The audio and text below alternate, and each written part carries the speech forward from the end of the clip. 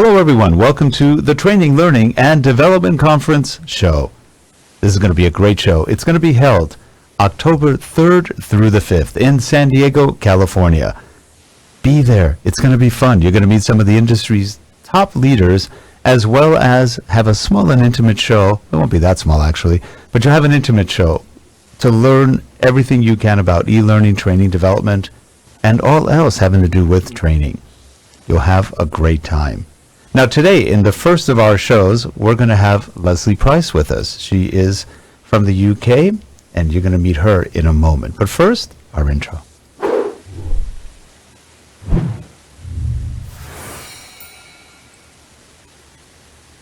Hi everyone again, I'm Rick Zanotti, and I'm helping out as a host for the Training, Learning, and Development Conference 2016.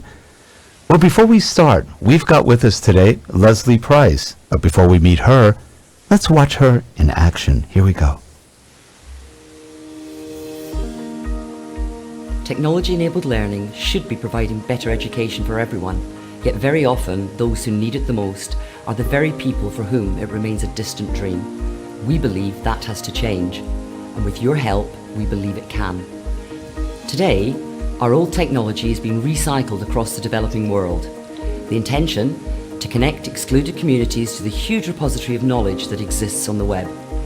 Yet many of those communities have no internet access or even mains electricity, meaning that while they have the tools for using online learning, they are unable to access it. This is where the LearnAppeal capsule comes in.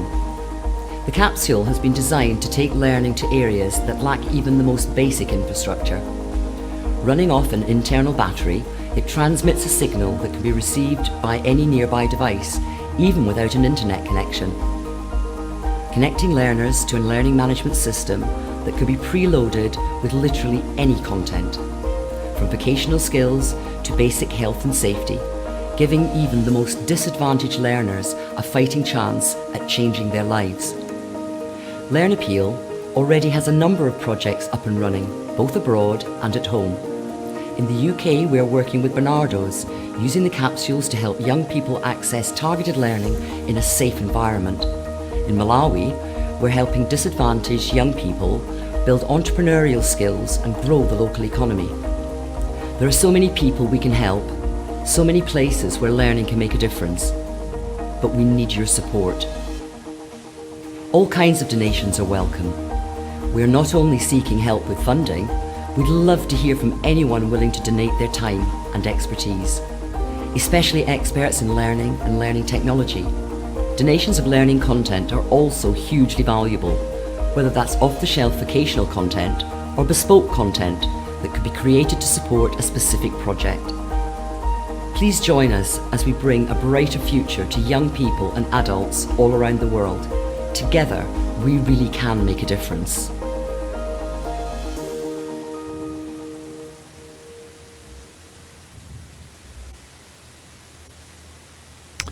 And we are back, and it gives me great pleasure to introduce Lesley Price. She's an old friend. I've known her for a long time, though we've never actually met in person.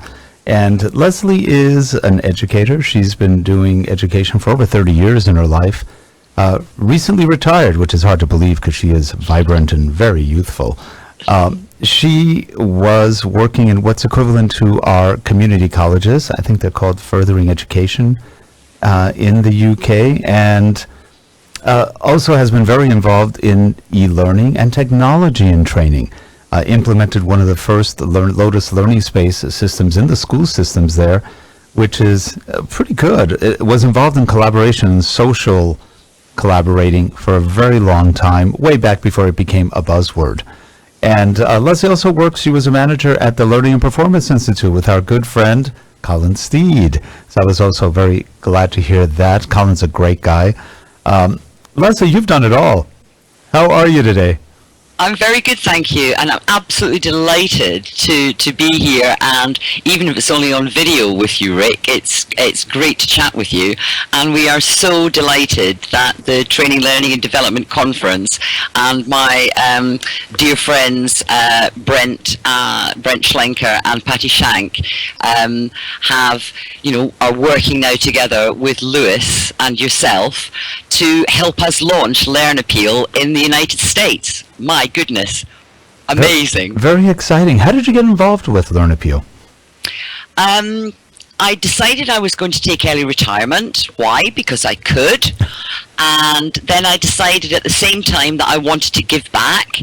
And I was approached by Jonathan Satchell, who is the chief exec of the Learning Technologies Group. And he said to me, would I consider working for them part-time to just really almost be, not quite be given free rein, but it was a new charity, but to work out exactly where the priority should be and then help make it happen. And my goodness, what a challenge. I just thought, wow, this is going to be a good retirement. And it sounds like it is, and it sounds like you guys are doing a lot of good work. And how many of, now you put out capsules. The capsules go in different communities, if you will, mostly third world at this point. And how's that working out? At the moment, we're at the very, very early stages. One of the reasons that we adopted this approach was because there was a McKinsey report back in 2014 which said that it was called Offline and Falling Behind. And it was talking about the barriers to internet adoption. And for us in the UK, in the Europe, in the USA, we are just so used to being able to click, look on our phones and click and look at YouTube and get anything that we want, literally at the touch of a button. But there's actually 4.4 billion people that are disconnected. And we felt that at LearnAppeal, we really wanted to do something to help the disconnected. So we worked with a young startup company called Appetit. They've donated their time free of charge, and they're helped us develop these capsules which can take e-learning under the rainbow. So who needs the cloud? We don't need to be like Dorothy and go over the rainbow. We can do it under the rainbow. That's great. Now, what are the results so far of the ones that you've done? I know we're going to show a video at the end of one in Kenya, but what are the results at this point? At the moment, we've fortunately got sufficient funding from organisations like the Learning Technologies Conference, Litmus, who's Brent works for, is our first US supporter, Spirac Sarco, Virtual College, so and various donations where people have been running pub quizzes and raffles and things. So we've got enough money to provide capsules to projects in Kenya and Malawi and South Africa, and we also want to work in the UK and hopefully in the US where internet safety is an issue. So because the capsule doesn't connect directly to the internet, it's a totally secure environment, but our huge challenge is getting relevant content, and that's where we're really hoping that through the Training, Learning and Development Conference we can get the whole creative juices of our joint community together to help us source relevant content.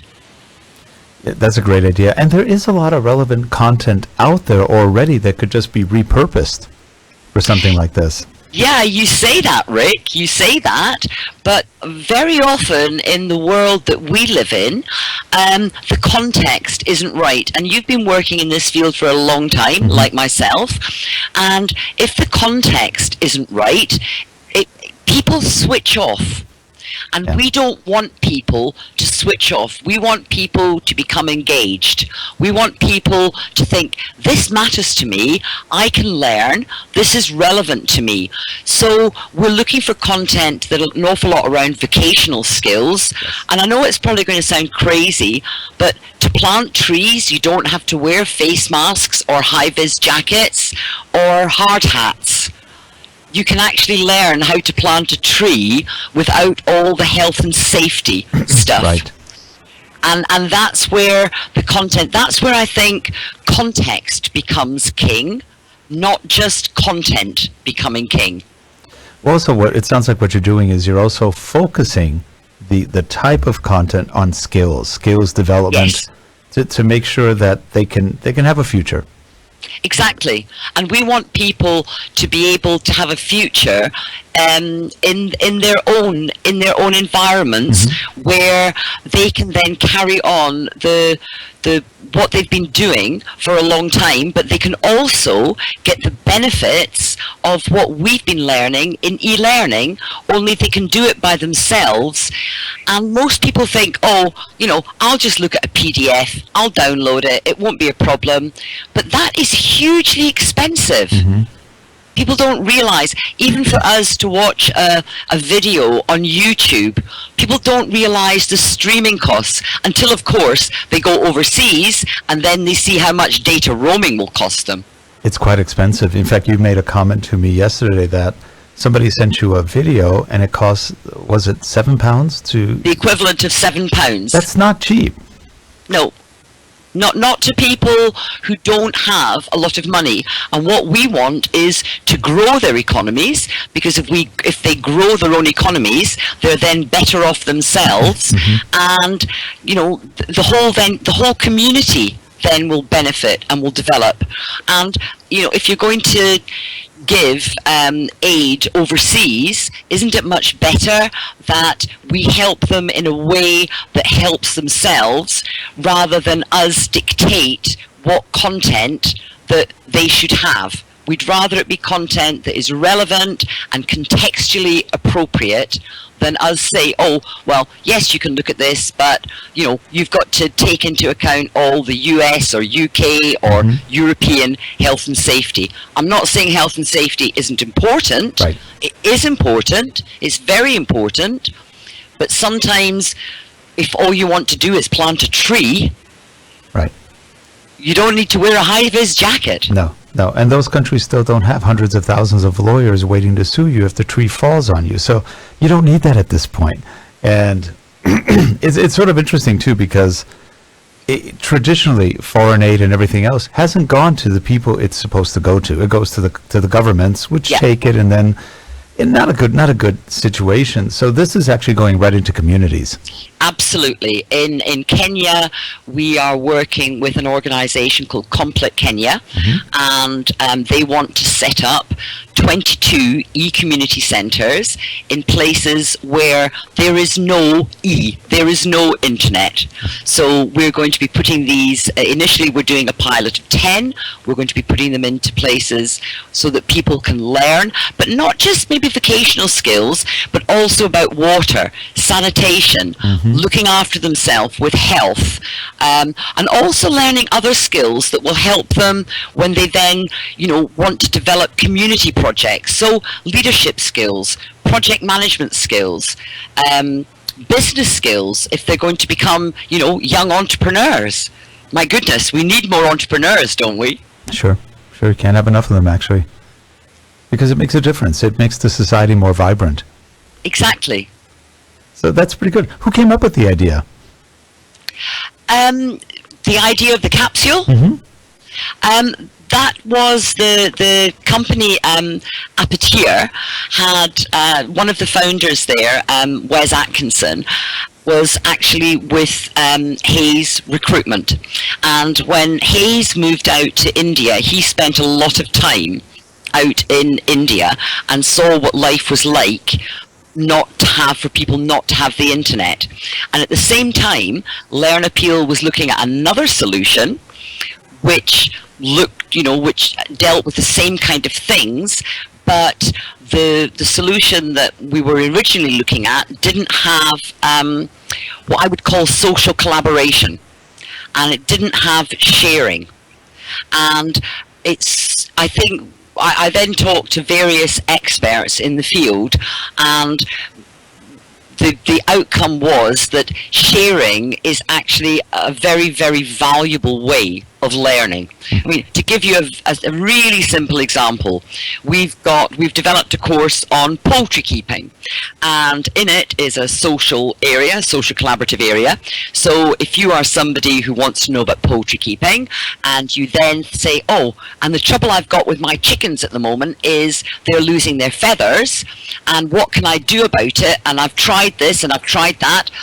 The system would allow you to take a photograph of that chicken and put it up, and even though maybe that day you won't get reply, the next time somebody else who's working on the course or who knows about chickens goes on, they'll be able to say, oh, have you tried this? Have you thought of that? So we're not just taking, it's not just the learning that we're taking to the environments, it's actually the learning from each other, the social and collaborative learning that we're taking there. And they're going to get it from day one, as opposed to us taking however many years to then get where we are now. Well, you brought up the fact that you've worked in collaboration pretty early on, back in the 90s. Yeah.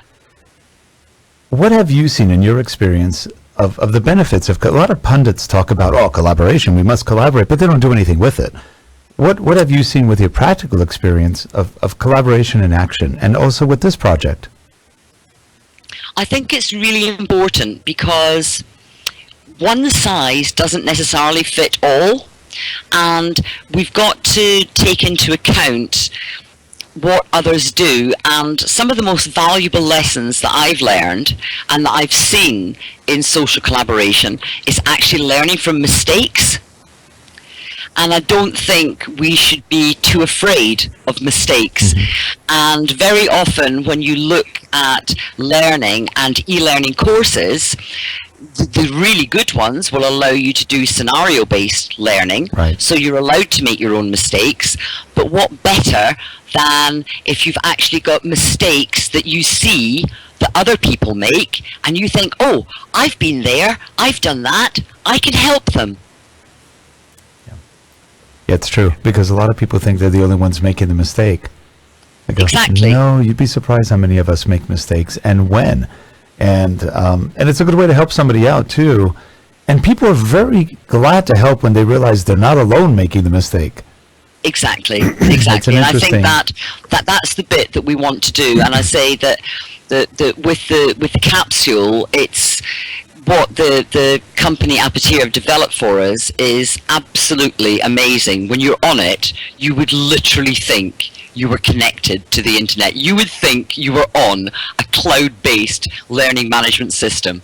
We can play videos, we can do all sorts of things, but we do need help and support. We've got access to lots of content, we've got loads of PDFs, Yep. but they're going to need reworked. The Open true. University in the UK has given us access to their content, but it's not device responsive. And we don't want to exclude people, because people in these environments don't have laptops, they don't Right. have computers. They've maybe got Android devices, tablets if they're lucky. Most of them, it will be limited to smartphones. Right. So we need to be inclusive. In fact, we have a video that we can wrap up our session with of the Kenya project. Yeah, that would be fantastic. Shall we put that on? Yeah, that'd be Okay, great. here we go. Hi, my name is Eric Kimori, the Executive Director of Complete Kenya. We are a registered community-based charity whose mission is to support access to education and information for sustainable development in Kenya. We have partnered with a UK-based charity, the LearnAppeal, to support e-learning and ICT development in rural areas in Kenya. We are sending out a passionate appeal to individuals, charities, and organizations in the UK and all around the world to support our mission and our cause, which can make a big difference for e-learning for rural communities in Kenya. Thank you so much. That's great. That was my dear friend Eric Kamuri. Yep, that's good. You know what? I have a feeling that you guys are going to get a lot of donations and a lot of support as word of this gets around more and more and more. It's a good way I to hope help. so. It's a good way to help for people that really are pretty much unknown out there. Yeah. People don't even know what's going on. That's a lot of people too. And I think I think what's also good, Rick, is that this help and support doesn't have to come from chief execs. It doesn't have to come from the top of the tree. It can be anybody who's got any expertise in e-learning or learning technologies, or even who's got experience in marketing in the e-learning industry.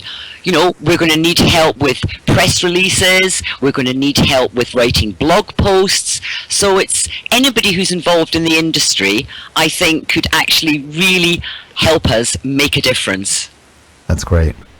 Well, Lesley, I wish you the best of luck with this project. I know that Brent Schlenker, who's one of the hosts of the Training, Learning, and Development Conference, is actually your ambassador to the show. Yes. So that'll be good. Yes. And they're going to have a capsule at the show. Yes, they will. So people can see it in action. They'll get a feel for what it is. Will that be actually a working capsule?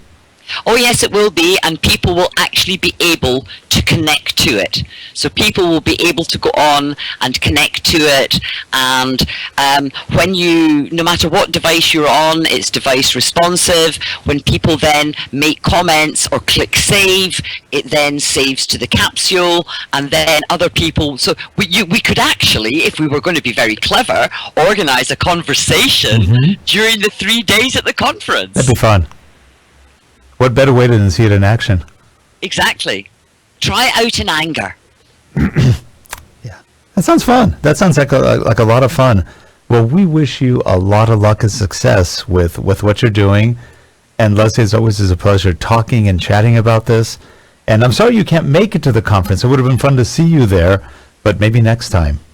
Oh yeah, it would be wonderful. But at the moment, when we're in these very early days, we want to make sure that any donations that are given actually benefit the communities that we want to support. And the other thing I should maybe add, Rick, is that it's not just places in Africa we're supporting, where e-safety is an issue. Because the capsule doesn't connect to the internet, it means it's totally safe and totally secure. Right. So in the UK, we're working with Bernardo's. Maybe there's a charity that works with vulnerable young people in the US that might want to be involved in a pilot with us, so that when people go into the drop-in centres, they don't necessarily have Wi-Fi access, but they can then access e-learning, maybe on internet safety or job skills or interview skills in a very safe and secure environment. That's a good thing. So it's not just all about overseas. No, that's really good, especially for young kids who are trying to get into this too. You don't have to worry so much about all the garbage on. There's a lot of goodness, a lot of garbage on the internet. So that will help protect them. We can help them stay safe in a safe environment. That's really good. The conference is October 3rd through 5th again, San Diego, and the LearnAppeal capsule will be there. So for no other reason, come see that capsule. It's going to be really cool.